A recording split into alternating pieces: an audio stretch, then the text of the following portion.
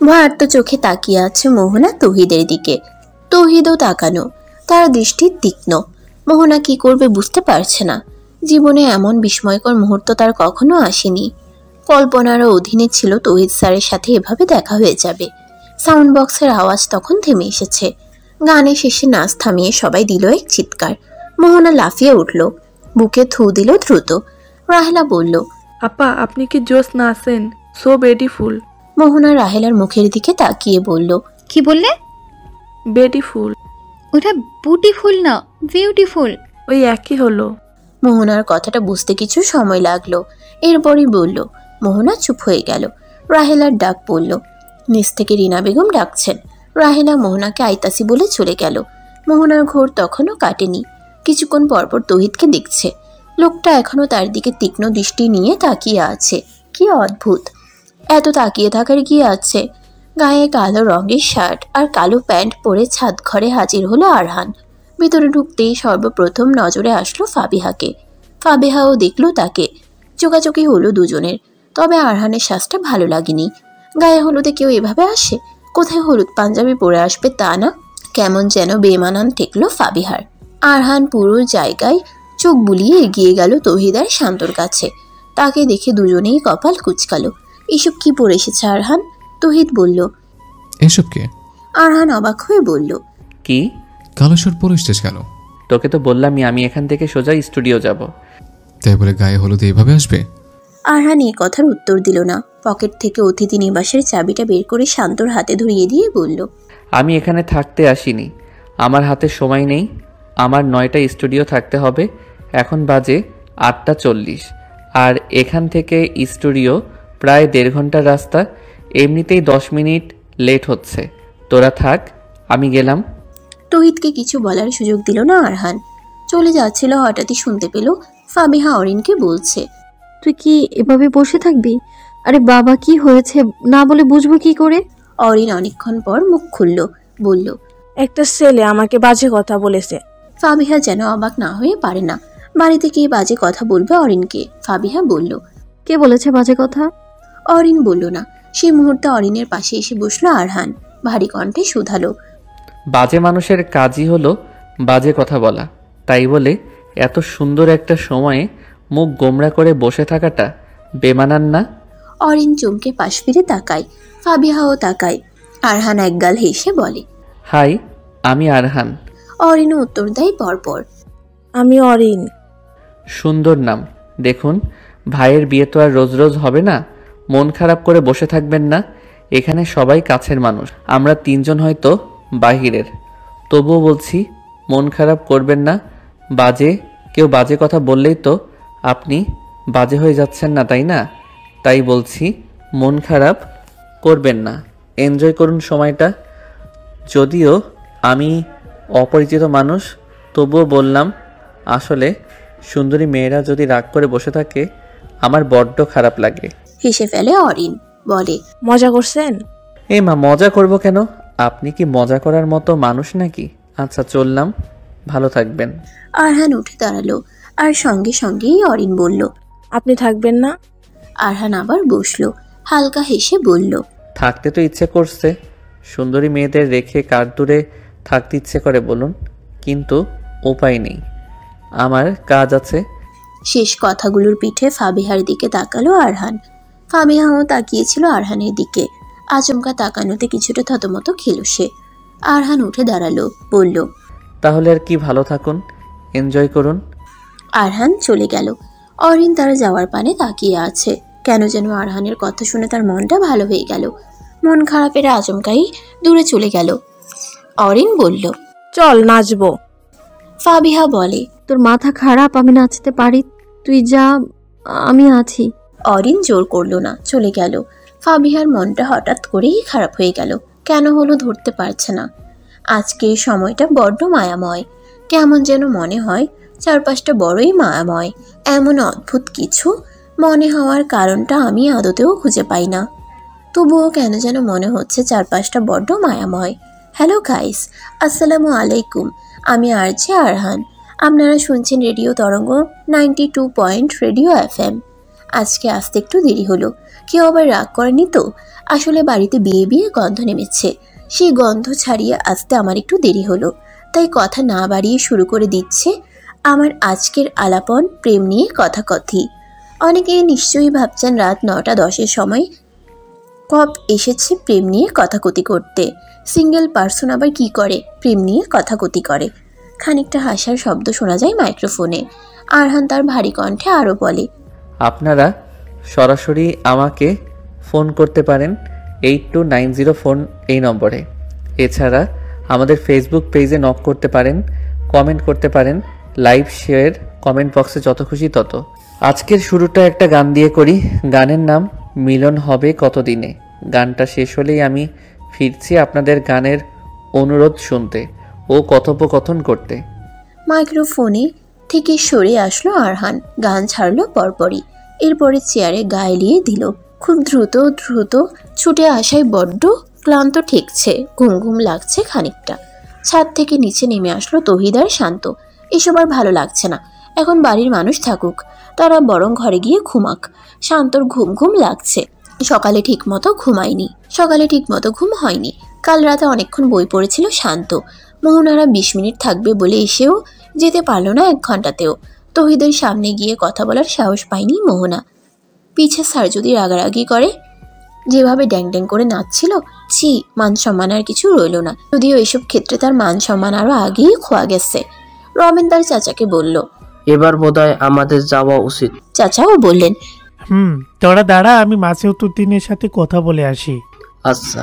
এরপরই মোহনাকে খুঁজতে লাগলো রবিন। বাড়ির নিচে গিয়ে দাঁড়িয়েছিল মোহনা। তার উদ্দেশ্য হচ্ছে দ্রুত সম্ভব এখান থেকে চলে যাওয়া। না জানি কখন তৌহিদ স্যার তাকে ধরে পেটাতে শুরু করে। সেই নাচের পর থেকেই মোহনা এক প্রকার পালিয়ে পালিয়ে বেড়াচ্ছে। খালি মনে হয় এ বুঝি স্যার ডেকে নিয়ে থাপ্পড় চোপার মেরে দিল। আতঙ্ক নিয়ে এক প্রকার দাঁড়িয়ে আছে মোহনা। হঠাৎই কারো এদিকে আসার পদধ্বনি পাওয়া যায়। মোহনা লাফিয়ে ওঠে। তৌহিদ স্যারের কণ্ঠ। মোহনা দ্রুত বাড়ির পিছন দিকে দৌড়ে যায়। অন্যদিকে শান্তর গলায় হাত দিয়ে হাঁটছে তৌহিদ, বলছে, বুঝছিস, ভাবছি বিয়ে শাদী করে ফেলবো। শান্ত চোখ বড় বড় করে তাকায়। আচমকা তৌহিদ এগুলো কি বলে? তৌহিদ আরো বলে, এভাবে তাকিয়েছিস কেন? আজীবন সিঙ্গেল থাকবো নাকি? শান্ত হাত নাড়ায়। তৌহিদ তা দেখে বলে, কাকে বিয়ে করব? উপর নিচে মাথা নাড়ায় শান্ত। তৌহিদ বলে, করব, শীঘ্রই কাউকে করে ফেলবো। বলতে বলতে অতিথি নিবাসে ঢুকে পড়লো তৌহিদ আর শান্ত। ওরা যেতেই আড়াল থেকে বের হলো মোহনা। মনটা খারাপ হলো। কেন যেন স্যারের বিয়ের কথা শুনতে তার খারাপ লাগছে। না লুকিয়ে থাকাটা ভুল হয়েছে। তার উচিত ছিল স্যারের সামনে গিয়ে কথা বলা। বড় আফসোস লাগলো মনে।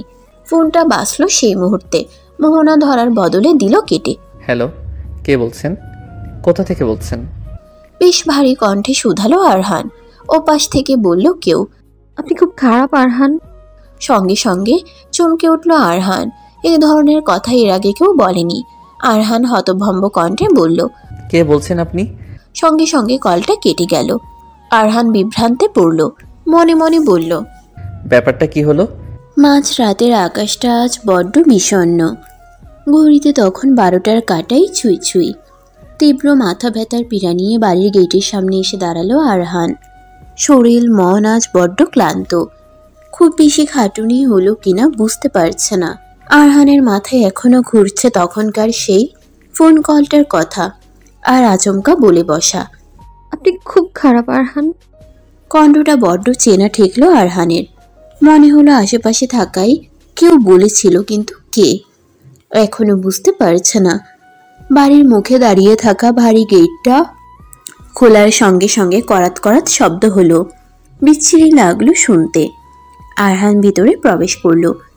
পুরো বাড়ি লাইটের আলোতে আলোকিত। ছাদ ঘরে হালকা করে সাউন্ড বক্সের শব্দ শোনা যাচ্ছে। এখনো বোধহয় অনেকেই সজাগ।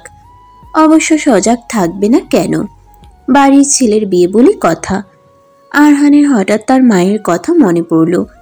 বিগত কয়েকদিন যাবৎ মায়ের সাথে কথা বলা হচ্ছে না। কাল সকালে ঘুম থেকে উঠেই মাকে একটা কল করবে। একবার বাড়ি গিয়েও ঘুরে আসবে ভাবছে। ছুটি নিতে হবে কিছুদিনের। হঠাৎই মায়ের হাতের রান্না খেতে খুব ইচ্ছে করছে। আরহান দীর্ঘশ্বাস ফেলল।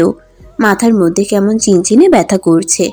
সে দ্রুত ভারী গেট আটকে অতিথি নিবাসের দিকে অগ্রসর হলো। রাস্তার মুখে দেখা গেল ফাবিহাকে। সে একা একা এদিকেই হেঁটে আসছে। আরহান দাঁড়িয়ে পড়ল। এত রাতে কোথায় যাচ্ছেন ফাবিহা? বেশ অবাক হয়ে বলল। ফাবিহা দাঁড়িয়ে পড়ল।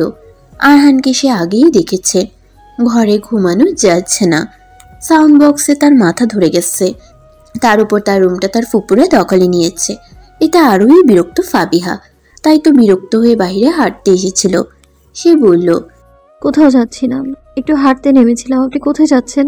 আমি যাচ্ছি না, আমি ফিরছি। ও আচ্ছা। জি, এত রাত্রে বাইরে হাঁটাহাঁটি করবেন না, রাত জিনিসটা খুব একটা ভালো নয়।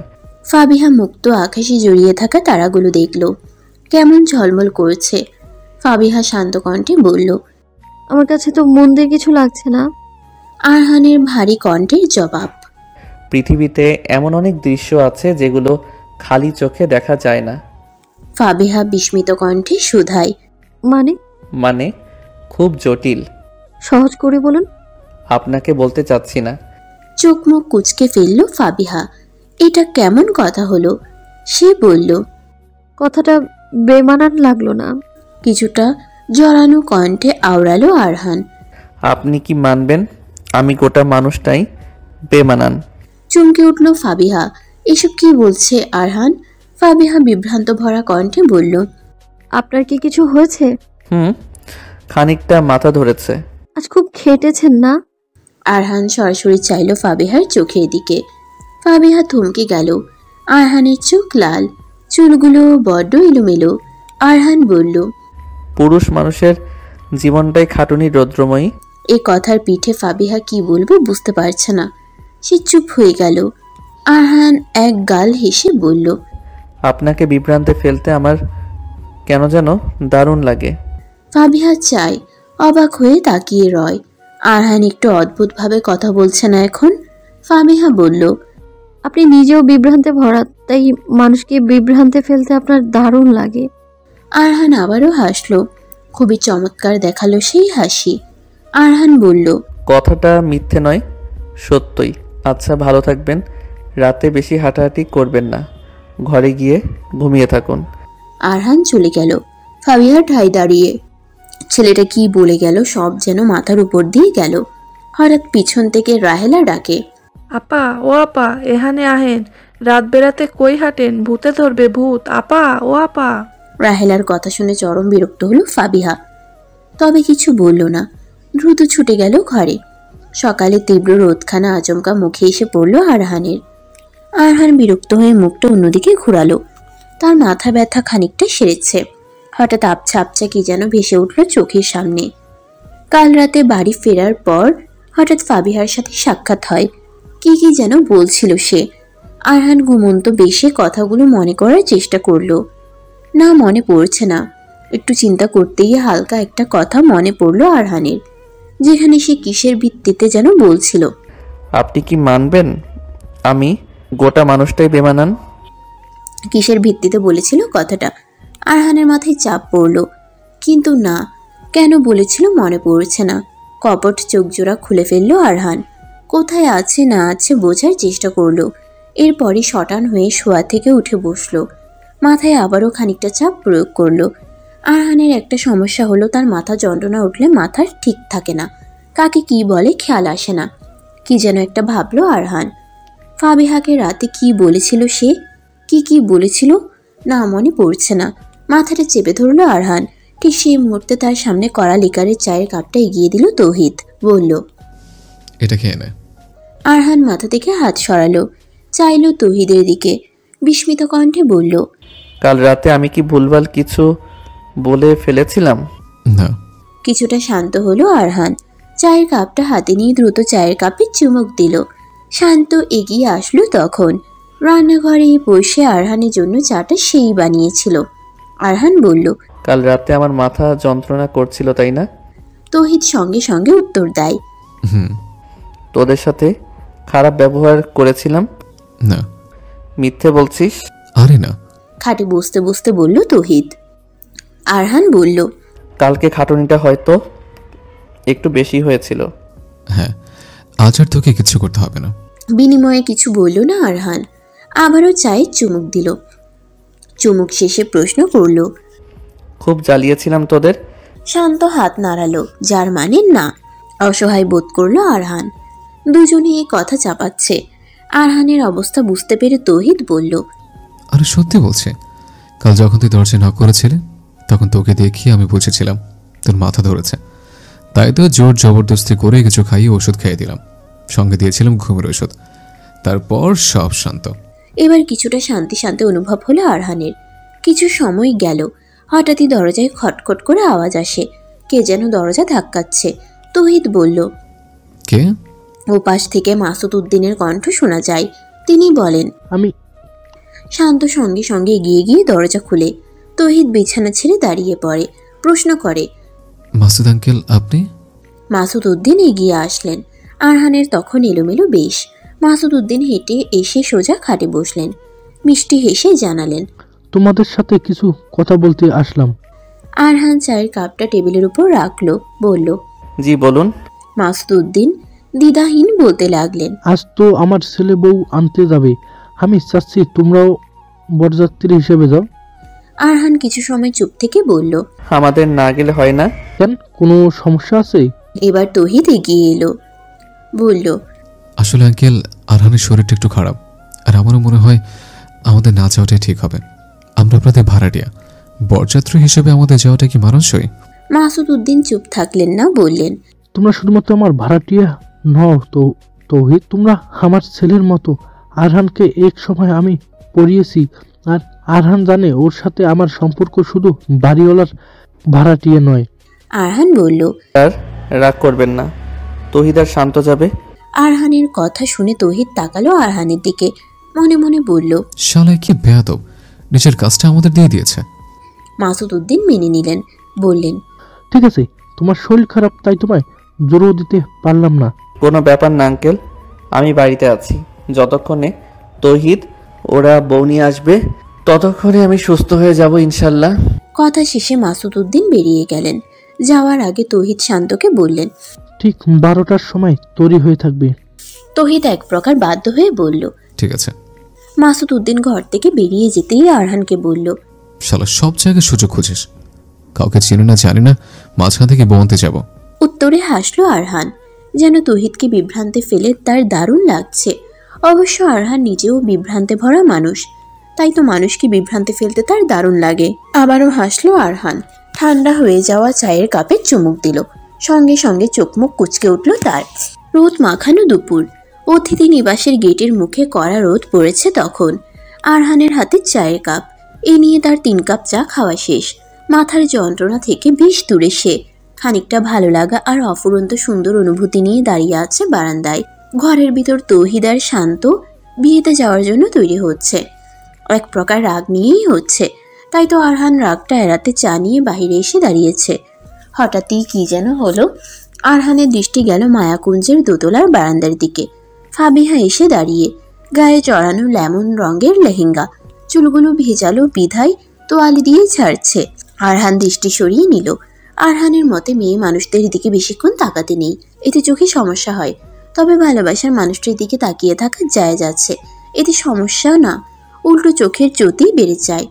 আরহান মুচকি হাসলো। কাল রাতে বেকায়দায় কিছু কথা হয়তো ফাবিহাকে বলে দিয়েছে। বলাটা ঠিক হয়নি, সুযোগ আসলে সরিটা বলে দিতে হবে। ফাবিহা চলে গেছে। আরহান এরপর তাকালো একবার। নীরব দীর্ঘশ্বাস বের হলো হঠাৎ। মনে হলো মন বুঝি গান গাইছে।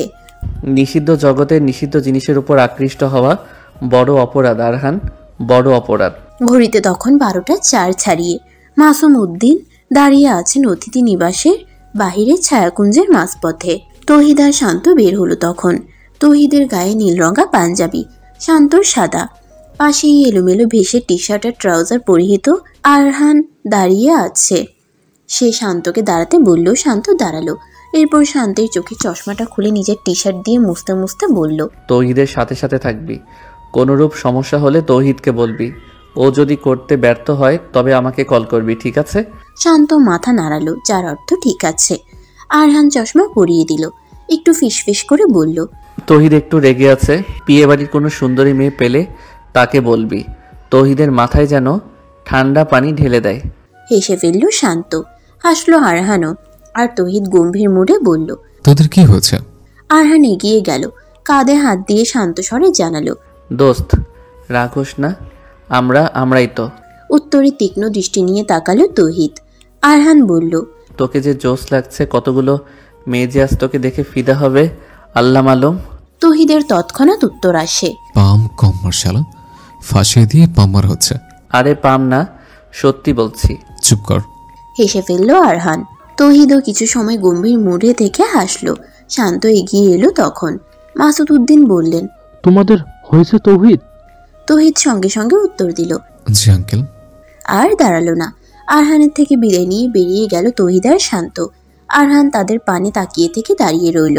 একে একে সবাই বের হলো মায়াকুঞ্জ থেকে। ফাবিহার দৃষ্টি গেল আরহানের দিকে। সে দাঁড়িয়ে পড়ল হঠাৎ।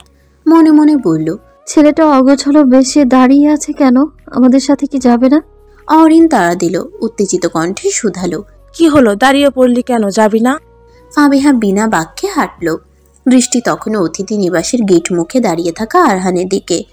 আরহান বুঝল ফাবিহার দৃষ্টির কথা। সে একা মনে বিড়বিড়ায়, আরহানের প্রেমে পড়বেন না রৌদ্রময়ী। আরহান বড্ড বেমানান মানুষ, তার প্রেমে পড়া যায় না। গাড়িতে উঠতেই শান্তকে দেখে চোখ মুখ কুঁচকে গেল অরিনের। এই বেয়াদব ছেলেটাকে তাদের গাড়িতেই বসতে হলো। তহিদ ব্যাপারগুলোতে চরম বিরক্ত। কাউকে চেনে না, কাউকে জানে না, মাঝখান থেকে বউ আনতে যাচ্ছে। অদ্ভুত না? অরিনকে গাড়ির ভিতরে উঠতে না দেখে ফাবিহা বলল, কি হলো, তুই ভেতরে আসছিস না কেন? অরিন বিনা বাক্যে ভিতরে গিয়ে বসলো। তবে শান্তর দিকে তীক্ষ্ণ দৃষ্টি দিতে ভুল হয়নি। শান্ত অন্যদিকে তাকিয়ে থাকায় দেখতে পায়নি। ফাবিহারা বরের গাড়িতে যাচ্ছে না। আহিরের গাড়িতে তার দুটো পাজি বন্ধু আছে, যাদেরকে ফাবিহা খুব অপছন্দ করে। এছাড়াও আহিরের বন্ধু সংখ্যা বেশ, তাই তাদের মাঝে থাকলো না ফাবিহা। ফাবিহা না যাওয়ায় অরিনকেও আসতে হলো ফাবিহার সাথে। ফাবিহা পিছন ফিরে চাইল। তহিদ মাথা নুয়ে বসে আছে। সে অবস্থাটা উপলব্ধি করে বলল, আপনারা খুব বিরক্ত বোধ করছেন তাই না? তহিদ তাকালো ফাবিহার দিকে, স্মিত হেসে জানালো, না, ওইরকম কোনো ব্যাপার নেই। ফাবিহা আরো বলল, ওই রকম ব্যাপার নেই বললেও ওই রকম ব্যাপার আছে কিন্তু। তা অবশ্য একটু আছে। কাউকে চিনি না জানি না, মাঝখানে বোমাতে যাচ্ছে, ব্যাপারটা একটু বেমানান বটে। মাঝে মাঝে কিছু বেমানান কাজও করতে হয় বলুন। কথা শুনে তহিদ যেন কেমন দৃষ্টি নিয়ে তাকালো। ফাবিহা অপ্রস্তুত বোধ করলো, বলল, কিছু ভুল বলে দিলাম নাকি? সঙ্গে সঙ্গে নাকচ করলো তহিদ। বলল, না না, আসলে হয়েছে কি, এখানে আরহানের থাকার কথা ছিল, কিন্তু শয়তানটা আসলো না। ও আবার বেমানান জায়গাগুলোতে এক নিমিষে মানিয়ে নিতে পারে, আমি আবার পারি না। এসব পছন্দ নয় আর কি। ফাবিহা বেশ আশ্চর্য হলো। এই তো তারই মতো। স্মিত হাসলো ফাবিহা। জিজ্ঞেস করলো, উনি আসলেন না কেন? ইচ্ছেকৃত? উনি বলতে আরহানের কথা বলছেন?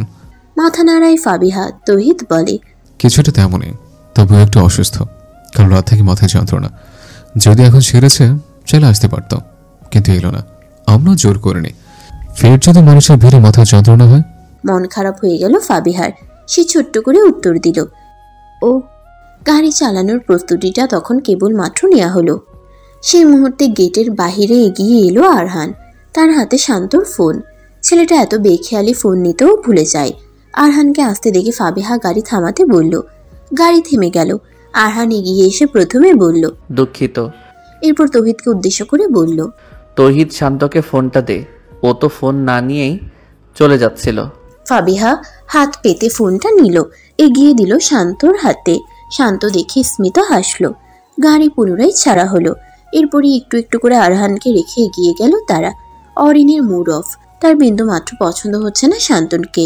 এই মুহূর্তে মনে হচ্ছে আহির ভাইয়ের বিয়েতে আসাটাই ঠিক হয়নি। অতিথি নিবাসের বারান্দায় হেঁটে এসে চুপটি করে বসলো আরহান।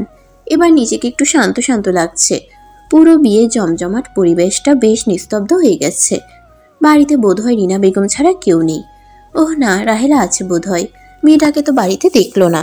হঠাৎ ফোন বাজলো আরহানের। চেনা একটা নাম্বার। ফোন তুলতে ইচ্ছে হচ্ছে না। রিং বেজে ফোনটা কেটে গেল। দ্বিতীয়বার আবার বাজলো। আরহান ধরল না। কেন ধরবে? পৃথিবীতে সবার ফোনগুলি যে ধরতে হবে এমন তো কথা নেই। আহিরদের বাড়ি থেকে উর্মিদের বাড়ির দূরত্ব মাত্র 40 মিনিট। এত কাছে শ্বশুর বাড়িটা। একদমই পছন্দ হলো না অরিনের। পছন্দ হলো না ফাবিহারও। লাভ ম্যারেজ, এই হলো এক সমস্যা। বেশিরভাগ ক্ষেত্রে শ্বশুর বাড়িগুলো হয় কাছে। এক প্রকার হম্বিতম্বি হয়ে হয়ে খয়েরি রঙের লেহেঙ্গা পরে গেটের সামনে ছুটে আসলো মোহনা। কারণ চারদিকে বাতাসের ন্যায় ছুটছে যে জামাই এসেছে জামাই। পুরনো দিনের রীতি অনুযায়ী গেটের সামনে ফিতা দিয়ে পথ আটকানো হলো জামাই। মেহমানদের দাবি হলো 20,000-এর নিচে 1 টাকা কম দিলেও তারা ভেতরে ঢুকতে দিবে না। মোহনাদের দাবি হলো। মোহনার দাবি শুনে আহিরের বন্ধু মুশফিক বলল, আরে বিহাইন, 20,000 টাকা কখনো একত্রে দেখেছেন? সঙ্গে সঙ্গে উত্তর আসে মোহনার, বউ নেওয়া কি এতই সহজ নাকি? রসের বেয়ান বলে কি আমাদের দেখে কি খয়রাতি মনে হয়? না, যেভাবে এসে হাত পাতলেন মনে তো কিছুটা তেমনই হলো। এগুলো কি অধিকার বলে বেয়ান সাহেব? আপনারা বুঝবেন না। এসব নিয়ে তুমুল কথা কাটাকাটি শুরু হলো মোহনা তার আহিরের বন্ধুদের মাঝে। অন্যদিকে সবার পিছনে বিরক্ত বেশে দাঁড়িয়েছিল তৌহিদ আর শান্ত। বিরক্তির চরম সীমানায় পৌঁছে গেছে তারা। যদিও শান্ত ব্যাপারটা উপভোগ করছে, কিন্তু তৌহিদ আর তার মেজাজ বিগড়াচ্ছে। কখন জানি কাকে গিয়ে ধমক দিয়ে বসে। বিশেষ করে মোহনা, এই মেয়েটা এত কথা বলে, অসহ্যকর। বহুল তর্কাতর্কির পর কনে পক্ষরা জানালো 19,501 টাকার 1 পয়সাও কম নিবে না। 499 টাকা কমিয়েছে, এটাই বরপক্ষদের বাপের ভাগ্য। মোহনা চোখ মুখ কুচকে ভাব নিয়ে বলল, এবার ফটাফট টাকা বের করুন। আর দ্বিধা রাখলো না কেউ। মুশফিক টাকা হাতে দিল মোহনার। টাকা পেয়ে মহা খুশি হলো সবাই। এরপরই আহিরকে মিষ্টি শরবত খাইয়ে ভিতরে নিয়ে যাওয়া হলো। মোহনা এক কর্নারে দাঁড়িয়ে মুশফিক যাওয়ার পথে বলল, রসের বেআইন। মোহনা তাকালো, খানিকটা হাসলো। এর কিছুক্ষণ পরই মোহনার নজর গেল তৌহিদের দিকে। তীক্ষ্ণ দৃষ্টি নিয়ে তাকিয়ে আছে। মোহনার আচমকাই বুক কেঁপে উঠল। আশ্চর্য, এই লোকটার এখানেও চলে আসা লাগলো। মোহনা দ্রুত ছুটে গেল ভিতরে। তৌহিদের ইচ্ছে করছে না ভিতরে যেতে, বেহুদা লাগছে সবকিছু। শান্ত হাত ধরলো, বোঝালো, কি হলো, যাবি না? মাথা নাড়ালো তৌহিদ, যার অর্থ যাব। গিটার হাতে বাড়ির পিছনে বসে আছে আরহান। চোখে ক্লান্তি, মন জুড়ে প্রশান্তির ছায়া। যদিও আনন্দিত হওয়ার মতো বিশেষ কিছু ঘটেনি, তবুও তার আনন্দিত লাগছে। গিটারের টুং টাং শব্দ হলো। আচমকাই চারপাশ কেমন বিষণ্ণ ঠেকলো। কি আশ্চর্য, এই মাত্রই না আনন্দিত লাগছিল। আরহান জোরে নিঃশ্বাস ফেলে মাধুর্য মেশানো ঠান্ডা কণ্ঠে গান ধরল। গাছের ডালে দুটো পাখি এসে বসলো। আকাশটা মেঘলাময় হয়ে উঠল, বাতাস বইছে ছমছমে। আরহান চোখ বন্ধ করে আবারও গেয়ে উঠল গান, আমার সোনার ময়না পাখি। দুপুরের খাবার দেওয়ার জন্য আরহানের দরজায় খটখট আওয়াজ করলো রাহেলা। কিন্তু দরজাটা খোলা থাকায় হালকা টুকাতেই সেটা খুলে গেল। রাহেলা শান্ত গলায় বলল, ভাইজান ঘরে আছেন? আরহান উত্তর দিল না। দ্বিতীয়বার ডাকের বেলায় নিজের কানে গানের শব্দ শুনতে পেল রাহেলা। সে কৌতূহল নিয়ে এগিয়ে গেল ভিতরে। টিপ টিপ পানি এগোচ্ছে সে, কিছুটা চোরের মতো। পিছনের বারান্দায় দরজার কাছে আসতেই রাহেলার পা থেমে গেল। ইস, ভাইজানের কি সুন্দর কণ্ঠ, কি সুন্দর গান। মিনিট 5 শুনতে শুনতেই কেটে গেল রাহেলার। সে খাবার হাতে চুপটি করে দাঁড়িয়ে রইল। গান থামলো, গিটারের শব্দ থামলো। রাহেলার ধ্যান ভাঙলো, তবুও চুপ করে দাঁড়িয়ে রইল। তার মন খারাপ হয়ে গেছে। কেন হলো বুঝতে পারছে না। ভাইজানের গানের গলায় বিষাদ ছিল বুঝি, সে ধরতে পারেনি। রাহেলা এগিয়ে গেল, নীরব স্বরে প্রশ্ন করল, ভাইজান আপনার কি মন খারাপ? ভূত দেখার মতো আচমকা চমকে উঠল আরহান। অপ্রস্তুত ভঙ্গিমায় পিছন ঘুরে দেখল রাহেলা দাঁড়িয়ে। স্বস্তির নিঃশ্বাস ফেলে পুনরায় ঘুরে বসল। শান্ত গলায় বলল, তুমি? রাহেলা আরেকটু এগিয়ে গিয়ে বলল, আপনার জন্য খাবার নিয়ে আইছিলাম ভাইজান। আরহান খাবারের ট্রেটা দেখল। সামান্য ক্ষুধা লেগেছে তার, তবে এখন খেতে ইচ্ছে করছে না। সে বলল, টেবিলে রেখে যাও। রাহেলা সঙ্গে সঙ্গে ভিতরে ঢুকে খাবারটি টেবিলে রাখলো। এরপর আবার ফিরে এসে আরহানের পাশ দিয়ে বসলো। গালে হাত দিয়ে বলল, ভাইজান আপনি কি সুন্দর গান গান। গান হই না মনটা ভইরা গেল। আরহান মৃদু হাসে, বলে, লুকিয়ে লুকিয়ে গান শুনেছ, এটা কিন্তু অন্যায়। তড়িৎ উত্তর আসে রাহেলার, আপনি দরজা খোলা গান গাইতে পারেন আর আমি দরজার আড়ালে দাঁড়াইয়া গান শুনতে পারবো না? আরহান আবারও হাসলো। ভারী চমৎকার দেখালো সেই হাসি। রাহেলা বলল, হাসেন কে ভাইজান? তুমি কি জানো রাহেলা, তুমি খুবই মিষ্টি একটা মেয়ে। সঙ্গে সঙ্গে আপত্তি জানালো রাহেলা। অভিযোগ নিয়ে বলল, আপনি মিথ্যে কন ভাইজান, মানুষ আবার মিষ্টি হয় নাকি? হয়তো তুমি জানো না। কেমনে হয়? কেমনে হয় আমারে মিষ্টির নাইয়া গোল গোল ফরহা দেখেন? মিষ্টি তো কালো হয়। কালাগুলান ভালো লাগে না ভাইজান। হেসে দেয় রাহেলা। আরহানও হাসে। রাহেলার চোখের মনি খানিকটা নীলছে। সচরাচর বিষয়টা নজরে আসে না, মাঝে মাঝে আসে। গায়ের গড়নও ফর্সা, তবে নিজের যত্ন নেয় না বিধায় কালছে দেখায়। আরহানের ধারণা এই মেয়ে কোনো উচ্চবিত্ত পরিবারে জন্ম নিলে মেয়ের বাবার খুব বেগ পেতে হতো। ওত পেতে থাকতো অগণিত পুরুষ মানুষ। রাহেলা বলল, ভাইজান একখান আবদার করি। আরহান চোখ সরিয়ে বলল, করো। আর একখান গান গাইবেন? হুনার ইচ্ছে করে, গাইবেন? আরহান মৃদু হেসে বলল, অবশ্যই গাইব। সুন্দরী মেয়েদের আবদার আমি আবার ফেলতে পারি না। আরহানের কথা শুনে খুশিতে চোখ চকচক করে উঠল রাহেলার। উত্তেজিত কণ্ঠে জিজ্ঞেস করলো, সত্যি গাইবেন ভাইজান? মাথা নাড়ালো আরহান, বলল, বলো কি গান শুনবে? রাহেলা ফট করে বলল, ফাইডা যায়, বুকটা ফাইডা যায়। আকাশ জুড়ে বিছিয়ে ওঠা কালো মেঘগুলো তখন কেবল সরছে। আতঙ্কিত মানুষজন তখন স্বস্তির নিঃশ্বাস ফেলছে। কাজী সাহেব বিয়ে পড়াতে শুরু করেছেন ইতিমধ্যে। শান্ত আর তৌহিদ বসে আছে স্টেজ থেকে বেশ খানিকটা দূরে চেয়ারের উপর। তৌহিদের বিরক্তিতে অবস্থা নাজেহাল। তার মনের মধ্যে চলছে শুধু কখন এখান থেকে বের হবে, কিন্তু বের হওয়া আর হচ্ছে না। বাচ্চাদের চিৎকার, মহিলাদের তীব্র কোষগব্য, আর আশেপাশের ছেলে মেয়েদের ন্যাকামো, সব মিলিয়ে খুবই বিচ্ছিরি একটা অনুভূতি। তৌহিদের পাশেই চুপটি করে বসে আছে শান্ত। তার হাতে ফোন, কারোর সাথে বোধহয় চ্যাটিং করছে।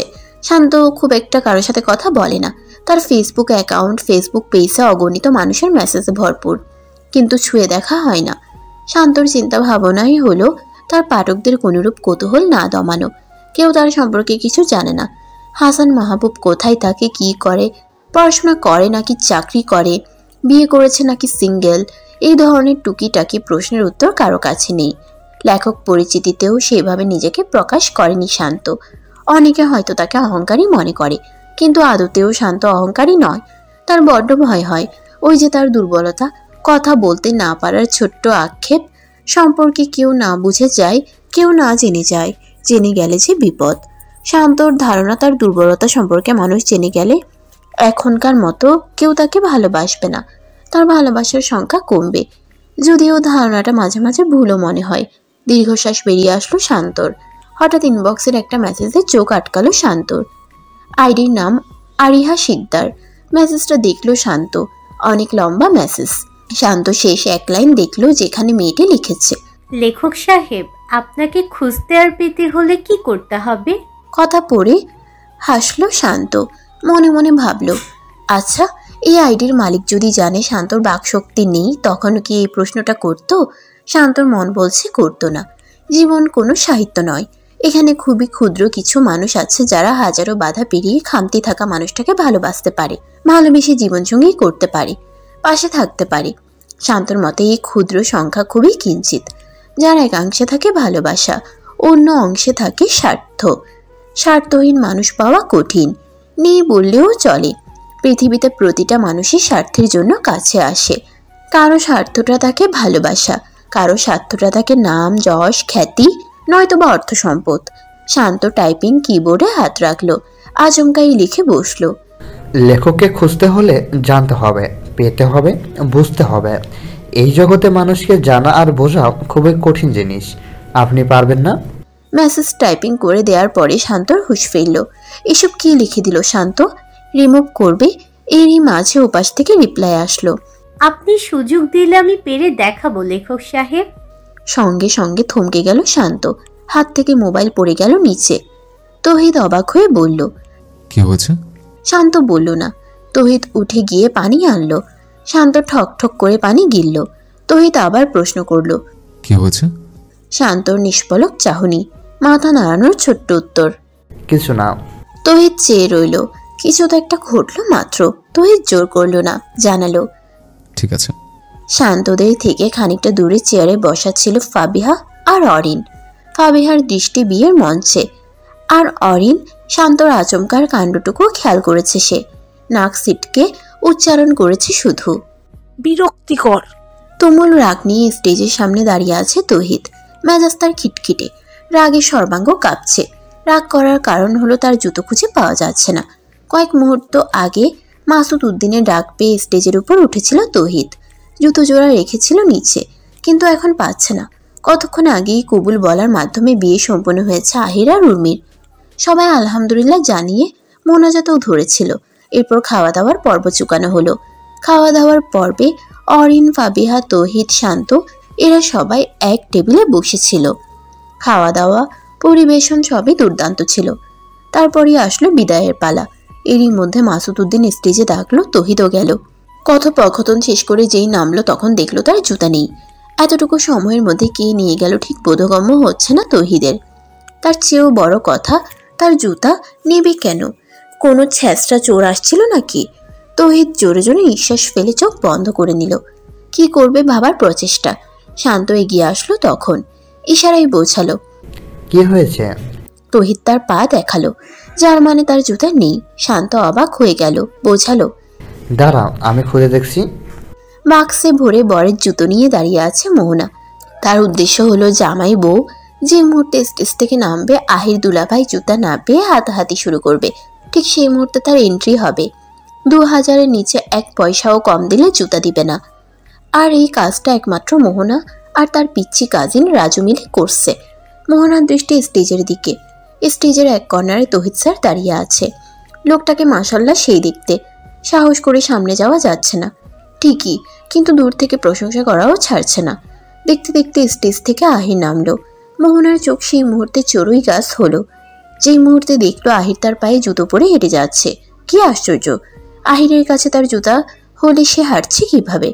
বড় মুহূর্তেই ভাবলো, তবে কি মোহনা ভুল করে জামাইয়ের জুতার জায়গায় অন্য কারো জুতা নিয়ে চলে এসেছে?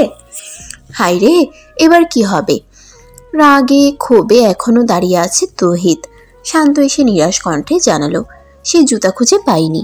অতঃপর তৌহিদ সিদ্ধান্ত নিল জুতাহীনই বাড়ি যাবে। এই মুহূর্তে কোনো প্রকার ঝামেলা সে চাচ্ছে না।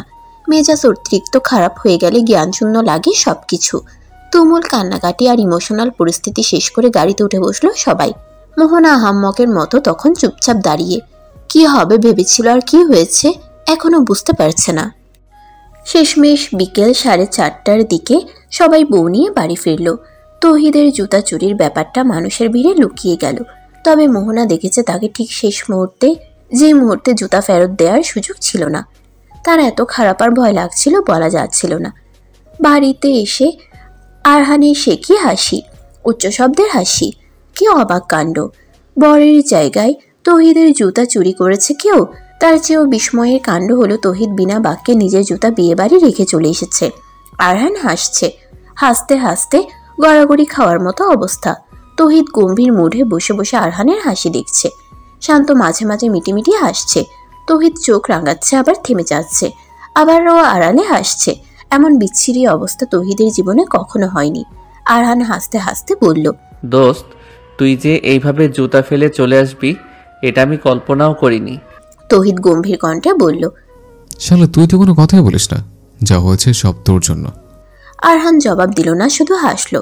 কি এক অবাক কাণ্ড! এই মেঘলা দিনে একলা ঘরে থাকে না তো মন, কাছে যাব কবে পাবো ওগো তোমার নিমন্ত্রণ। শেষের লাইনটায় আরহানের কণ্ঠ শোনা গেল। সে মাইক্রোফোনের সামনে ঠোঁট রেখে আরো বলল, কাছে যাব কবে পাবো ওগো তোমার নিমন্ত্রণ। রোদ আজ আকাশটা মেঘলাময় হলে মন্দ হতো না, অথচ আজ আকাশটা মেঘলাময় নয়। কেন নয়? আমার মাঝে মাঝে মনে হয় আকাশটাকে যদি আমরা নিয়ন্ত্রণ করতে পারতাম তাহলে বেশ হতো। এই যখন মন খারাপ হবে তখন ঝমঝম বৃষ্টি নামবে, প্রবল শীতে কটকটা গরম থাকবে, আর প্রবল গরমে মধুময়ী বাতাস। আচ্ছা, আকাশ কি বাতাস দেয় নাকি বাতাস গাছে দেয়? সে যেখানে গাছ নেই সেখানে কি বাতাস হয় না? প্রশ্নটা কি জটিল নাকি সাধারণ? আপনাদের কাছে উত্তর থাকলে অবশ্যই আমাকে কল করে জানাতে পারেন 8290 এই নম্বরে। আমি অপেক্ষায় বসে আপনাদের আরজে সাহেব ওরফে আরজে আরহান। ক্রিং ক্রিং কল বাজলো। আরহান ফোনটা তুলল, বলল, আসসালামু আলাইকুম, কে বলছেন? কোথা থেকে বলছেন? ওয়ালাইকুম আসসালাম, আমি তিথি সিলেট থেকে বলছি। দারুণ, কেমন আছেন আপনি? আলহামদুলিল্লাহ ভালো। আপনি ভালো তো? জি, আমি ভালো। বলুন আপনাকে কিভাবে সাহায্য করতে পারি? একটা সুন্দর গান শোনাতে পারেন? বলুন কি গান শুনবেন? আমার মনটা খানিকটা খারাপ, মন ভালো হয় এমন টাইপের কিছু একটা শোনান। আরহান সরল মনে প্রশ্ন করলো। নিশ্চয়ই শোনাবো, কিন্তু আপনার মন খারাপ কেন? কারণটা কি বলা যায়? জি যাই, আজ আমার হাজবেন্ড আকাশের জন্মদিন। ওর জন্য কেক নিয়ে অপেক্ষা করছি, কিন্তু ও এখনো আসছে না, তাই মনটা একটু খারাপ। ও আচ্ছা, দুঃখ মনে রাখবেন না। হয়তো আকাশ ভাই খানিকটা ব্যস্ত, তাই আসতে দেরি করছে। কিন্তু উনি যদি আমাদের শোটা দেখতে বা শুনতে থাকেন, তবে আমি অবশ্যই বলবো আকাশ ভাই ভাবি আপনার জন্য কেক নিয়ে অপেক্ষা করছে। দ্রুত বাড়ি যান। তিথি হেসে ফেলল, বলল, আপনি মানুষটা মন্দ নন আরহান সাহেব। ধন্যবাদ ভাবি, আপনার আর ভাইয়ের জন্য অসংখ্য দোয়া রইল। সবসময় ভালো থাকবেন। আর হ্যাঁ, নেক্সট গানটা আপনার মন ভালো করার জন্য। কল কেটে গেল। এর কিছু সময় পরে গান ছাড়া হলো। আমি সে দেখি সারাদিন, আজ ওই চোখে সাগর নীল। আমি তাই কি গান গাই কি, বুঝে মনে মনে হয়ে গেল মিল। কানে ইয়ারফোন গুজে দোতলার ছোট্ট বারান্দায় বসে আছে ফাবিহা। ইদানিং আরহানের আর যে শো না দেখলেই বুঝি চলছে না। কি অস্থির অস্থির লাগে চারপাশ। এই যে ছেলেটা তিথির কথা শুনে কি সুন্দর গানটা ছাড়লো, ভালো লাগলো ফাবিহার। তার মনে ছোট্ট প্রশ্ন জাগে, আরহান বুঝে কিভাবে, কোন সময়ে কোন গানটা ছাড়লে পরিবেশটা দারুণ স্মৃতিময় ও সুন্দর হয়। হেসে ফেলল ফাবিহা। চোখ বন্ধ করে 3 বার উচ্চারণ করলো, সুন্দর সময়, সুন্দর সময়, নিদারুণ সুন্দর সময়। আকাশ তখন লালচে বর্ণ ধারণ করেছে। প্রকৃতির আলোকে জানান দিচ্ছে ধরণীতে সন্ধ্যা নামছে। আজ আহিরের বউ ভাত। তুমুল হল্লোড় চলছে গত 3 দিন যাবৎ। আজকেরটা যেন একটু বেশি। নাচ গান চলছে কাল রাতে থেকে। পরশুর বউয়ের আগমন বুঝি আরো সুন্দর পরিবেশের সৃষ্টি করলো। আরহান তৌহিদ ব্যস্ত, শান্ত ঘরে। তার বাহিরে যেতে ইচ্ছে করছে না। কেমন করে যেন তাকায় মেয়েটা, মনে হয় ঘৃণার দৃশ্য।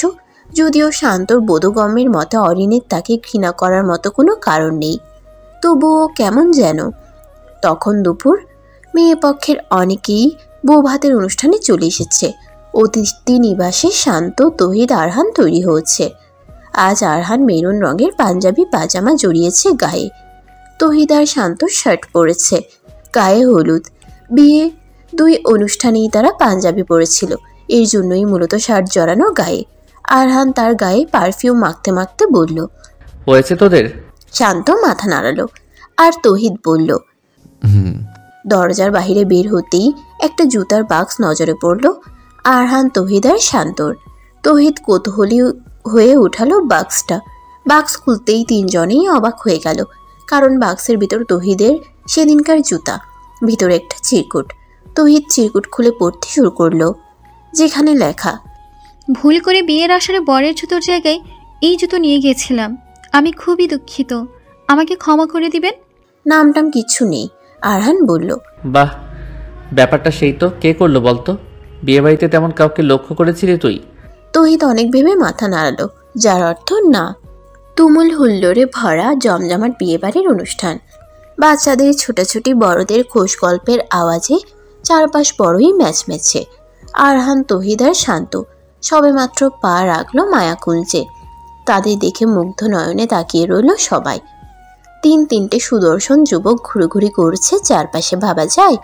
মাসুদ উদ্দিন এগিয়ে এলেন, উত্তেজিত কণ্ঠে বললেন, এতক্ষণ তোমরা কোথায় ছিলে? এখন আসার সময় হলো তোমাদের? আরহান এগিয়ে এসে বলল, আমরা তো সব কাজ গুছিয়ে গিয়েছিলাম আঙ্কেল। বুঝেছি, যাও খাবারের ওখানে যাও, ভোজন শুরু হয়ে গেছে। আরহানরা দেরি করল না, দ্রুত ছুটে গেল 3 বন্ধু।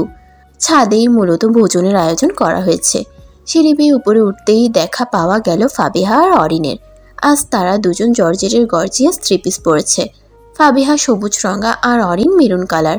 অরিন আর আরহানের ড্রেসের রং মিলে যাওয়ায় ফাবিহার ভালো লাগলো না, তবে প্রকাশও করলো না, কারণ মিলটা অনাকাঙ্ক্ষিত। অরিন প্রথমে ফাবিহাকে মেরুন রংটাই পরতে বলেছিল, কিন্তু ফাবিহা রাজি হয়নি। তাই অরিন পরে ফাবিহারটা আর অরিনেরটা ফাবিহা। ধুর, এই মুহূর্তে মনে হচ্ছে অরিনের কথাটা তখন শোনা উচিত ছিল। ফাবিহার সাথে আরহানের চোখাচোখি হলেও কথা হলো না কোনো। আর অরিন পোশাকের কালার মেলে যাওয়ায় তার মধ্যে কোনোরূপ ভাবান্তর ভাব দেখা গেল না। তার তো মেজাজ বিগড়াচ্ছে শান্তকে দেখে। ব্যাপারটা এমন হয়ে গেছে যে শান্তকে দেখলেই সেদিনকার গায়ে হলুদের ঘটনার কথাটা মনে পড়ে যায়। অরিন দ্রুত পায়ে শান্তকে পাশ কাটিয়ে চলে গেল। শান্ত দেখল, অনেক কিছু বুঝলো, কিন্তু কিছুই করা গেল না। বিয়ের খাদিমদার হিসেবে আরহান, তৌহিদার, শান্ত থাকলো। এছাড়াও থাকলো আহিরের দুজন বন্ধু। খাদিমদার হিসেবে তৌহিদ থাকলেও পরিবেশনের কাজে খুব একটা হাত রাখলো না। সে ছিল শান্তর সাথে। সে বলেছে শান্ত পরিবেশন করেছে, শান্তর ভালো লাগছে ব্যাপারটাই। মোহনাদের টেবিলে থাকার সময় তৌহিদ বলেছে, কোনোরূপ লজ্জা রেখে খাবেন না, পেন ভরে খাবেন। মোহনা শুধু তাকিয়ে রয়েছে তৌহিদের দিকে। তার মাথায় শুধু একটা জিনিসই ঘুরছিল, তার কি উচিত তার পরিবারকে বলা? তৌহিদ তার ভার্সিটির টিচার, পুরো সময় ভেবেই গেল, বলা আর হলো না। তৌহিদ ও টিচার স্টুডেন্ট বলার প্রয়োজন মনে করলো না।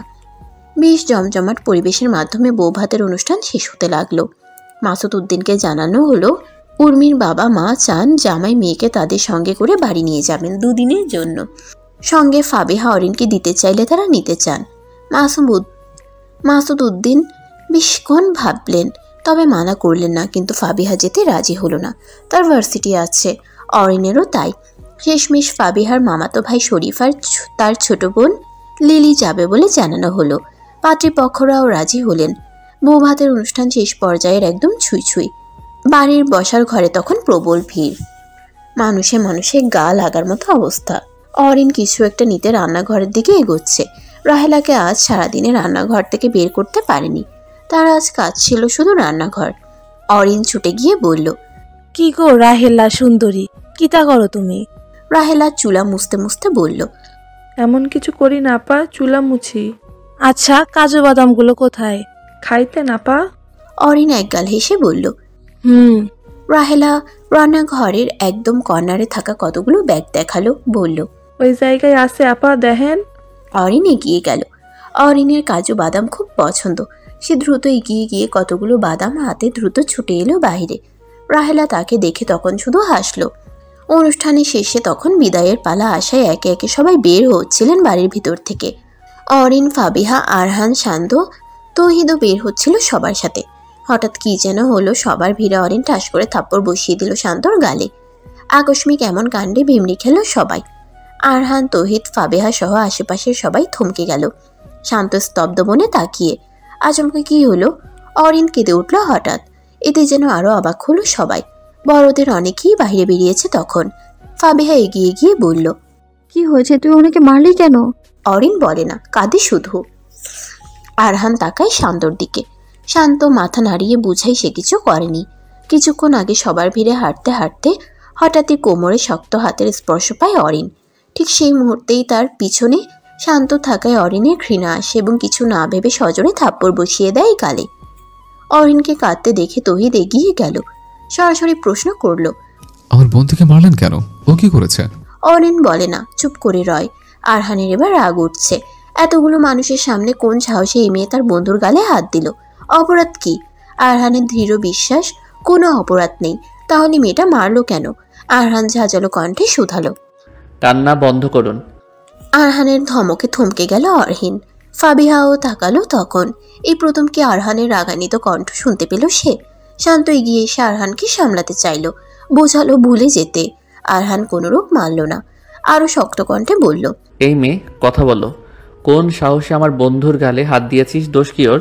মুহূর্তের মধ্যেই পরিস্থিতি আরো জটিল হলো। বাড়ির বড়রাও ইতিমধ্যে ভিতরে প্রবেশ করলো।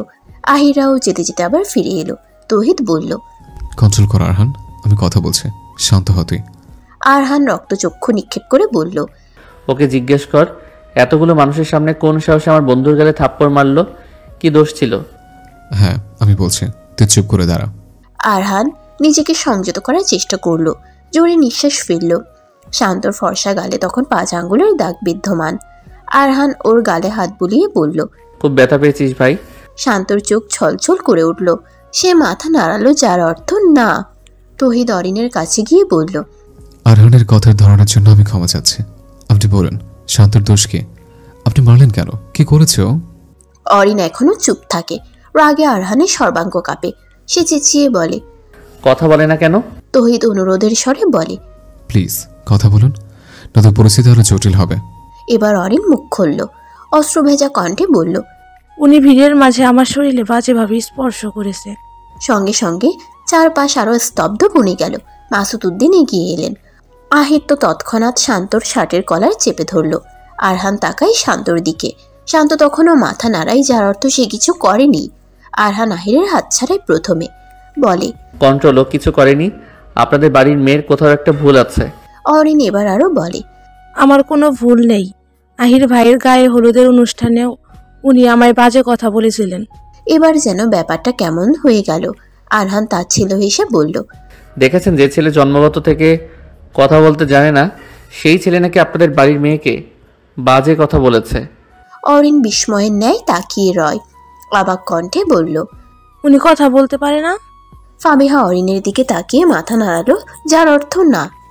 গায়ে হলুদের অনুষ্ঠানে যা ঘটেছিল, অরিনকে যে ছেলেরা বাজে কথা বলেছিল তাদের পাশেই দাঁড়িয়েছিল শান্ত। সে স্টেজের দিকে মনোযোগ দিয়ে তাকিয়ে থাকায় ব্যাপারটা লক্ষ্য করেনি। যে মুহূর্তে মন্তব্যকারী বুঝল অরিন পিছনে ঘুরবে, ঠিক সেই মুহূর্তেই তারা সরে যায়। আর অরিনের নজর পড়ে শান্তর দিকে। সে ভেবেই বসে বাজে মন্তব্যগুলো শান্তই করেছে। মাথা নিচু করে দাঁড়িয়ে আছে অরিন। কি বলবে বুঝতে পারছে না। তাহলে কি এই কয়দিন শান্তকে খামোকাই ভুল বুঝেছিল অরিন? কিন্তু এখন কি হলো তাহলে? তার পিছনে তো শান্তই ছিল। আরহান এদিক সেদিক তাকায়। তার হঠাৎ নজর যায় ক্যামেরাম্যানের দিকে। সে দ্রুত এগিয়ে যায় তার কাছে এবং ছবি দেখতে চায়। বাড়িতে দুজন ক্যামেরাম্যান আনা হয়েছিল, যার একজন শুধু ভিডিও করে আর একজন ছবি তুলেছে। আরহানদের কাছ থেকে ছবি তোলা ব্যক্তিটি কাছে ছিল। দেখা যাক কিছু পাওয়া যায় কিনা। আরহান বেশ কয়েকটা ছবি দেখার পর হঠাৎ একটা ছবিতে চোখ আটকায়। যেটাই দেখাচ্ছিল শান্তর পিছনে থাকা একটা ছেলে অরিনের কোমরে হাত ছোঁয়ায়। চেহারা অস্পষ্ট, কিন্তু পাঞ্জাবির কালার গ্রিন আর হাতায় সাদা ফুলের কারুকাজ। আরহান চারপাশে চোখ বুলায়। তখনই আহিরের এক বন্ধু নাম সাজ্জাদ। সে সেম একটা পাঞ্জাবি পরেছে এবং তার কাজটাও ছবির মতো। আরহান রাগান্বিত হয়ে এগিয়ে যায়। আরহানকে আসতে দেখে খানিকটা পিছিয়ে যায় সাজ্জাদ। ততক্ষণে আরহান এগিয়ে গিয়ে পাঞ্জাবির কলার চেপে সামনে এনে দাঁড় করায় এবং বলে, এ আসল দোষী। বলেই ঠাস করে দুটো থাপ্পড় বসায় গালে। আহির রেগে যায়, বলে, ও আমার ফ্রেন্ড, ও এই কাজ কখনো করতে পারে না। আরহান ক্যামেরা এগিয়ে দেয় আহিরের কাছে। আহির দেখে। আরহান বলে, সব বন্ধু বন্ধু হয় না। এরপর আরহান অরিনের দিকে এগিয়ে শান্ত স্বরে বলে, প্রতিবাদী করা উত্তম, কিন্তু ভুল মানুষকে আঘাত করা অন্যায়। কথাটা বলেই শান্তর হাত ধরে বেরিয়ে গেল আরহান। পিছনে গেল তৌহিদও। উপস্থিত সবাই তখনও চুপচাপ। কারো মুখে কোনো কথা নেই। যাওয়ার পথে তৌহিদের সাথে চোকাচোকি হয় মোহানার, তবে কথা আর হয় না। আরহানরা বের হতেই সাজ্জাদের গালে থাপ্পড় মারল আহির। আর অরিন ভুল মানুষকে থাপ্পড় মারার লাঞ্ছনায় দৌড়ে গেল ঘরে। আর ফাবিহা সে শক্ত হয়ে দাঁড়িয়ে। কি সুন্দর পরিবেশটায় আচমকাই কি ঘটে গেল ভাবতেও ভালো লাগছে না। রাগান্বিত বেশে বিছানায় বসে আছে আরহান। পাশেই শান্ত বসা। সে তার চোখের চশমা খুলে টেবিলে রেখেছে। এখনো ফর্সা গালটায় 5 আঙ্গুলের দাগ স্পষ্ট। কি পরিমাণ জোরে থাপ্পড় মেরেছিল গালে। আরহান শান্তর দিকে ঘুরে তাকালো। শান্ত মাথা নুইয়ে আছে। আরহান শান্তর গালে হালকা স্পর্শ করতেই সে চমকে উঠল। ছ্যাদ করে উঠল বুঝি। আরহান কাতর কণ্ঠে শোধায়, জ্বলছে খুব? শান্ত মাথা নাড়ায়, যার অর্থ না। মিথ্যে বলছিস? বিতৃষ্ণা ভরা কণ্ঠে জানালো আরহান। শান্ত কিছু বলল না। তৌহিদ এগিয়ে আসলো তখন। নিজের রুমে গিয়েছিল সে। ড্রয়ার খুলে মলম নিয়ে আসলো। গালটা কেটে গেছে। তৌহিদ দ্রুত মলম এগিয়ে দিয়ে বলল, নে শান্তকে লাগিয়ে দে। আরহান দেরি করল না, দ্রুত মলম লাগাতে ব্যস্ত হলো। শান্ত তার 2 বন্ধুর দিকে নীরব দৃষ্টিতে তাকিয়ে। দুজনের চোখেই অস্থিরতার ছোঁয়া। বোধহয় সে তাদের ছেড়ে পালিয়ে যাচ্ছে। সামান্য গালটাই তো কেটেছে, এত অস্থির হওয়ার কি আছে? শান্ত মলিন হাসল। মনে মনে তার খুব আনন্দ লাগছে। তৌহিদ অবাক হয়ে বলল, তুই হাসছিস কেন? শান্তর চোখ জোড়ায় তখন প্রশান্তির রেশ, ঠোঁট জুড়ে মলিনতার হাসি। সে মাথা নাড়িয়া আওড়ায়। কিছু না। রাত তখন গভীর। ঝুমঝুম শব্দে বাহিরে বর্ষণ নেমেছে, আচমকা বর্ষণ। ঘন কালো মেঘ ঢেকেছে প্রকৃতি। তীব্র বায়ুতে বালু জমেছে ভুরি ভুরি। অরিন এসে দাঁড়ালো বারান্দার সামনে।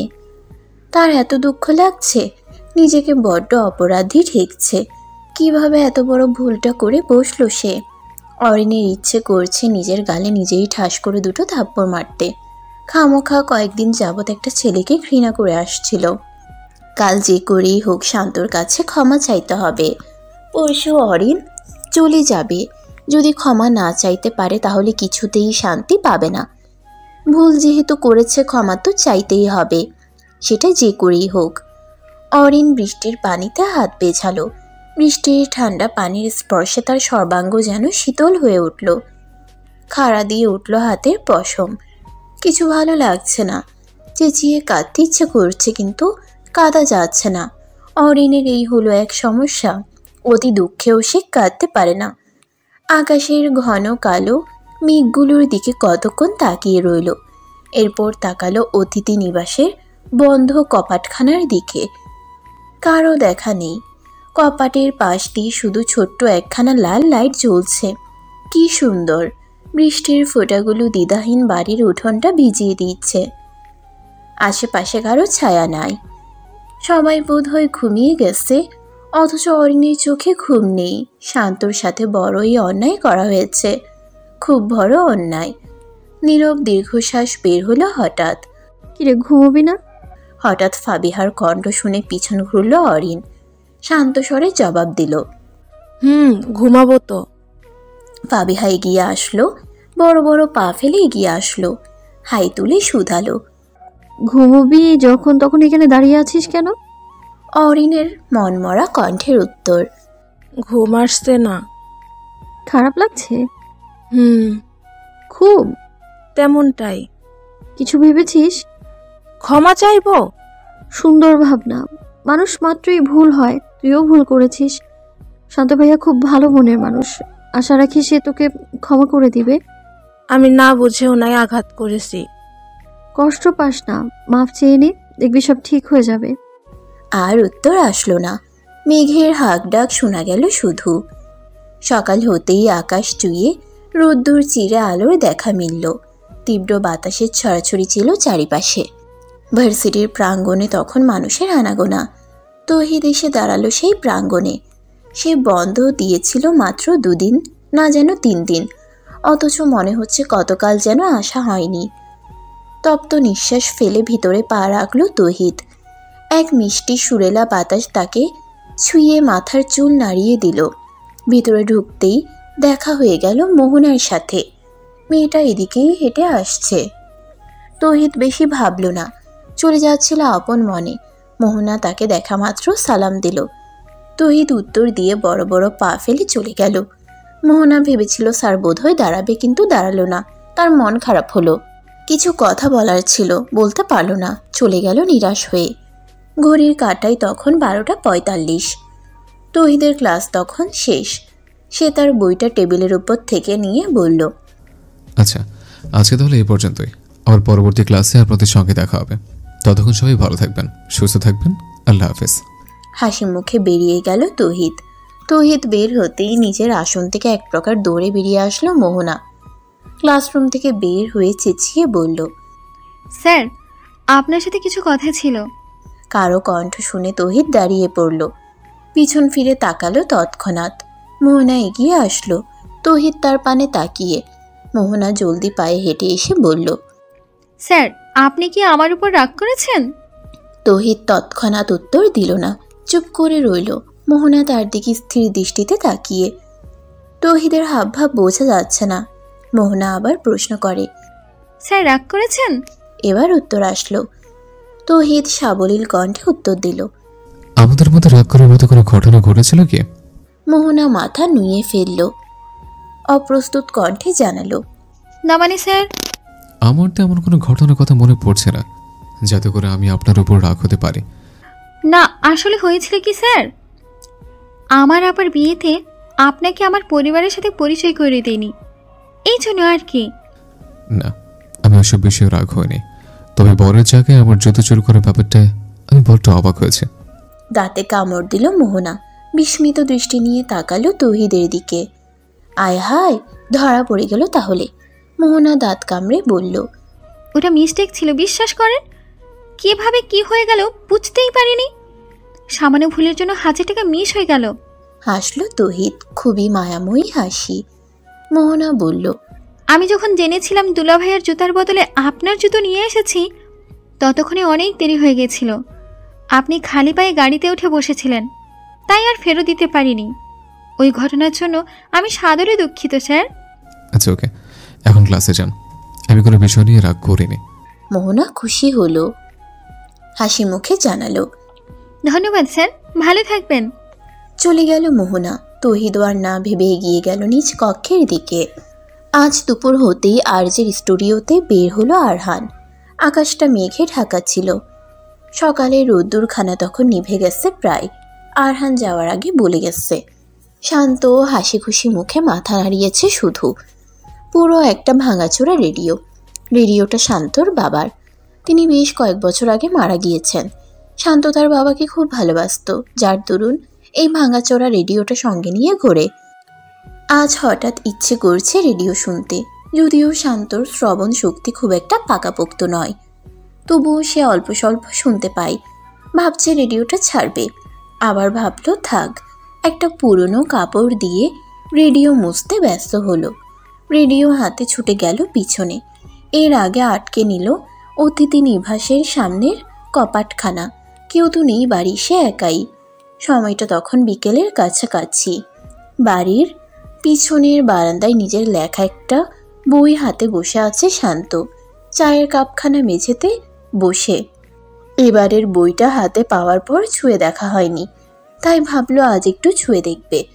দুপুর থেকে একা একা সময় কাটাতে ভালো লাগছে না আর। কপাটে কড়া নাড়ল কেউ, মেয়েলি কণ্ঠ। সে বিব্রত কণ্ঠে জানাচ্ছে, ভিতরে কেউ আছেন? আমি কিভাবে ভিতরে আসব? উত্তর পাওয়া গেল না। দুবার কপাটে আঘাত হানতেই সেটা খুলে গেল।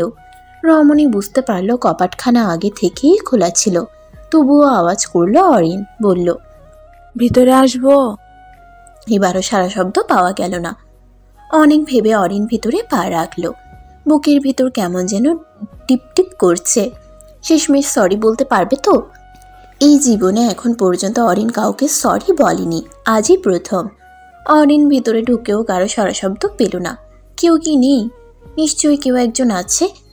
সবাই কোথাও গেলে নিশ্চয়ই তালাবদ্ধ করে যেত। অরিন অতি ভয়, অতি আগ্রহ আর বিস্মিত এক অনুভূতি নিয়ে চলে গেল বাড়ির পিছনে। ঝুনঝুন করে কিসের যেন মৃদু শব্দ কানে ঠেকল। শান্ত গুরুত্ব দিল না। শব্দটা যে খুব একটা টের পেয়েছে তেমনটাও নয়। সে তার চোখের চশমাটা হাত দিয়ে একটু নাড়িয়ে বইয়ের পাতায় চোখ বুলালো। আলতো হাতে চায়ের কাপটি উঠিয়ে ঠোঁট ছোঁয়াতে হলো ব্যস্ত। বইয়ের তার গভীর মনোযোগ। একটু দূরে অরিন দাঁড়িয়ে আছে। বেশিক্ষণ হয়নি, মাত্রই দাঁড়িয়েছে। তার দৃষ্টি শান্তর পিঠের দিকে। শান্তর গায়ে জড়ানো হলুদ রঙা টি শার্ট, কালো প্যান্ট। অরিনের একরাশ জড়তা কাজ করছে। কি করবে বুঝে উঠতে পারছে না। সে হালকা শব্দে কাশি দিল, কাজ হলো না। শান্ত গুরুত্ব দিচ্ছে না। এবার অরিন অনেকটা সাহস নিয়ে কাছে এগিয়ে গেল। আচমকাই কি হলো, শান্ত পিছন ঘুরে তাকালো। সঙ্গে সঙ্গে চমকে উঠল দুজনেই। অরিন তার পদধ্বনি থামিয়ে দাঁড়িয়ে পড়ল।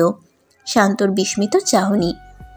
কিছু বলার চেষ্টা করলেও বলা গেল না। শান্ত কিছুক্ষণের জন্য হলেও ভুলতে বসেছিল সে কথা বলতে জানে না। অরিন অবস্থাটা বুঝল। উত্তেজিত কণ্ঠে বলল, প্লিজ আপনি রেগে যাবেন না, আমার কিছু কথা ছিল, আমি বলেই চলে যাব। অরিনের চোখে মুখে আতঙ্ক। তার কথাটুকু শান্ত বুঝতে পারল কিনা বোঝা গেল না। তবে শান্ত চুপ হয়ে গেল। হাতের বইটা বন্ধ করে ফেলল নিমিষেই। অরিন ইশারায় বুঝালো, এখানে বসি। শান্ত বুঝতে পারল। মাথা নাড়িয়ে চোখ ইশারায় জানালো, ঠিক আছে। অরিন বসল। কতক্ষণ চুপ করে রইল। শান্ত এক প্রকার অবাক হয়ে তাকিয়ে আছে। ঠিক বুঝছে না এই মেয়েটা এখানে কেন এসেছে। অরিনের দৃষ্টি গেল শান্তর বাম গালের দিকে। কানের লতির পাশ দিয়ে কেটে গেছে। তার এত দুঃখ লাগলো, সে মাথা নুইয়ে ফেলল। শান্তর অবস্থা তখন করুণ। না সে কিছু বুঝতে পারছে, না সে কিছু বলতে পারছে। অরিনের দেখা দেখি সেও চুপ করে আছে। অনেকক্ষণ পর অরিনের মলিন কণ্ঠস্বর বের হলো। সে শান্তর চোখের দিকে তাকিয়ে বলতে লাগলো, আমি কিছু বললে আপনি কি বুঝতে পারবেন? শান্ত তাকিয়ে আছে, কিছু বলছে না। অরিন আবারও বলল, কি হলো, কিছু তো বলুন না, মানে বুঝান। শান্ত পলক্ষীন তাকিয়ে রইল। অরিনও তাকিয়ে। অরিন আহত কণ্ঠে বলল, আপনি কিছু না বুঝলে আমি বলবো কিভাবে? কিছু তো বলুন। শান্ত হাত নাড়ালো, কিন্তু অরিন তা বুঝলো না। হাতের বাসা অরিন তো বোঝে না। অরিন অসহায় কণ্ঠে বুঝালো, আমি কিছু বুঝছি না। শান্ত এবার আশেপাশে তাকালো, তেমন কিছু নেই। সে আচমকাই বসা থেকে উঠে দাঁড়ালো। অরিন থমকে গেল, উত্তেজিত হয়ে বলল, প্লিজ আপনি যাবেন না, আমার কিছু কথা আছে। শান্ত দাঁড়ালো না, তড়িৎ পায়ে ঢুকে গেল ভিতরে। এবার অরিনের কান্না পাচ্ছে। এই প্রথমবার অতি দুঃখে তার চোখে পানি এসে ভর করেছে। অরিন যেন অবাক, চোখের পানিটুকু আঙ্গুল দিয়ে ছুঁইল। কি অদ্ভুত, অরিন কাঁদছে। শান্ত কিছু সময় পরেই ফিরে এলো, হাতে তার সাদা খাতা আর কলম। অরিন তাকে দেখে তাকায়, কিছু যেন বুঝতে পারে। শান্ত বসে পড়ে নিচে, খাতায় কি যেন লেখে। এরপর এগিয়ে দেয় অরিনের দিকে। অরিন দেখে সেখানে লেখা, আমার শ্রাবণ শক্তি খুবই কম। আপনার কথা আমাকে শুনতে হলে আপনাকে আমার খুব নিকটে এসে বলতে হবে। শান্তর কথা দেখে চোখ বড় বড় করে ফেলল অরিন। কিছু বলবে তার আগেই শান্ত লিখল, হুর, কথাটার ভুল অর্থ বের করবেন না। আপনাকে আমার কাছে আসতে বলিনি আমি, আমার সমস্যার কথা জানিয়েছি শুধু। তবে আপনি ইশারায় ভাষায় কিছু বলতে পারলে আমি বুঝতে পারবো। অরিন পড়ল বিপদে। এবার কি হবে তাহলে? ইশারার ভাষা তো সে পারে না। এবার অরিন কাগজে লিখল, আমার আপনাকে কিছু কথা বলার আছে, কিন্তু আমি ইশারায় ভাষা পারি না, যেভাবে কোনো দিন লাগেওনি। এখন কি করব তবে? শান্ত কিছু সময় চুপ থেকে খাতায় লিখল, লিখে লিখে বলতে চাইলে বলুন, আমি শুনছি।